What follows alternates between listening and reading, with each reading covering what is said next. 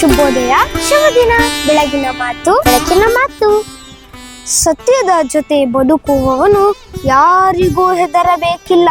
ಸತ್ಯದ ಜೊತೆ ಬದುಕುವವನು ಯಾರಿಗೂ ಹೆದರಬೇಕಿಲ್ಲ. ಸುಳ್ಳಿನ ಜೊತೆ ಬದುಕುವವನು ಎಲ್ಲರಿಗೂ ಹೆದರಬೇಕಾಗುತ್ತದೆ. ಇನ್ನೊಮ್ಮೆ ಸತ್ಯದ ಜೊತೆ ಬದುಕುವವನು ಯಾರಿಗೂ ಹೆದರಬೇಕಿಲ್ಲ.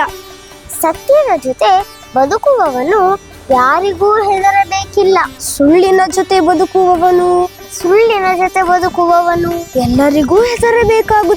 ಎಲ್ಲರಿಗೂ ಹೆದರಬೇಕಾಗುತ್ತದೆ. ಧನ್ಯವಾದಗಳು. ವಂದನೆಗಳು.